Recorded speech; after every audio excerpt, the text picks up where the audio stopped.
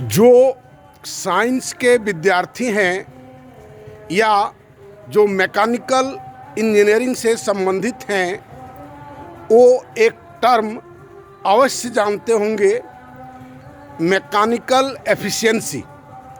Efficiency of A machine. Efficiency होता है output energy और input energy, output energy by input energy into 100। अगर वह एफिशिएंसी 50% से ऊपर होता है तो उस मशीन को मोटा मोटी दक्ष मानते हैं। उससे नीचे होता है तो उस मशीन को लोग रिजेक्ट करता है। आप कहेंगे क्या सुबह सुबह आप बोल रहे हैं?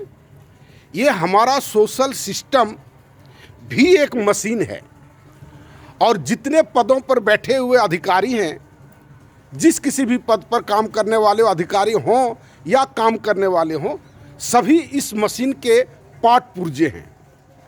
जब मशीन की एफिशिएंसी बहुत कम हो जाती है तो उस मशीन को लोग रिजेक्ट कर देता है।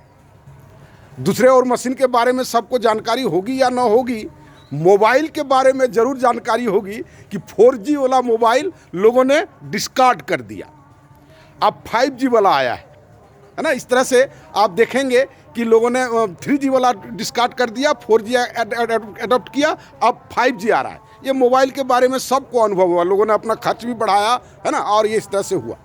और सोशल सिस्टम के बारे में इसकी एफिशिएंसी आप देखें, 1% भी इसकी एफिशिएंसी नहीं है।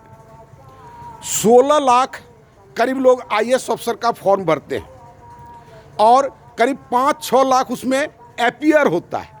एक तो मानसिक एफिशिएंसी आप देखिए, जो कितना लोग फॉर्म भरते हैं और कितना लोग परीक्षा में अपीयर होते हैं। अब 6 लाख में 600-700 लोग कम्पीट करता है। कहिएगा कि 600-700 ही सीट है तो उसमें आप क्या एफिशिएंसी आप नाप रहे हैं। लेकिन मार्क्स को आप देखिए, क्यों नहीं 100 नंबर का अगर एग्ज़ाम है तो हमारा कट ऑफ 99, 98 क्यों नहीं है? कट ऑफ आप देखिए गिरते गिरते आपको 33, 34, 35। यह केवल IAS एग्ज़ाम का ही बात नहीं है, ये IIT का भी यही बात है। फुल मार्क्स लाने वाला बहुत है, और फुल मार्क्स कैसे लाता है ये तो पोल आपका खुला। नीट का भी देखे उसका, अब इंजीनियरिंग का भी वही किस्सा कहानी है ना। और वो फुल मार्क्स कैसे आता है उसको अपवाद है, लेकिन उसमें भी कट ऑफ मार्क वही है 33, 34, 35। और हम लोग टीचर रहे हैं, 33-35% का बच्चा नंबर लाने वाला वह कितना एफिशिएंट होता है हम देखे हैं। तो जहां हमारा सोशल सिस्टम इतना इनएफिशिएंट है और इसके बाद लोग उसको घसीटने की चेष्टा कर रहे हैं, जात के नाम पर, धर्म के नाम पर, आरक्षण के नाम पर, इसके नाम पर। ये कितना दिन तक घसीट कर चलिएगा? हम रहें या न रहें ये दूसरी बात है, लेकिन आने वाले समय में जैसे जैसे जनसंख्या बढ़ेगी, ये जो फेक प्रॉब्लम खड़ा करके किसी तरह सिस्टम को जारी रखने का जो प्रयास है, ये फिजूल का प्रयास है।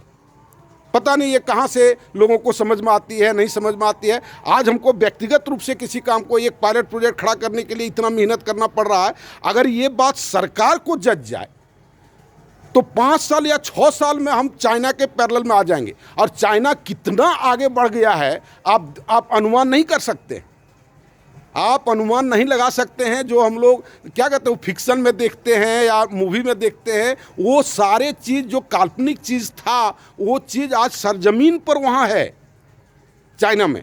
और हम कितना एफिशिएंसी के साथ बढ़ रहे हैं। और सबसे दुखद बात क्या है, जब पता है लोग एक बार बीच में आए थे, शायद वाजपेयी जी कह रहे थे कि भ्रष्टाचार जो है वो इस मशीन का लुब्रिकेंट है, क्योंकि फ्रिक्शन भी मशीन का एफिशिएंसी को घटाने वाला एक फैक्टर होता है। तो जहाँ ये राजनीतिक स्तर पर जो समाज की दिशा को गाइड करते हैं वो पैरोकार हैं किसका? भ्रष्टाचार का। और इसके बाद सब लोग बैठ करके पता नहीं क्यों ऐसा सोच रहे हैं, क्यों इतनी मती लोगों की मारी गई है, हमको समझ में नहीं आता है।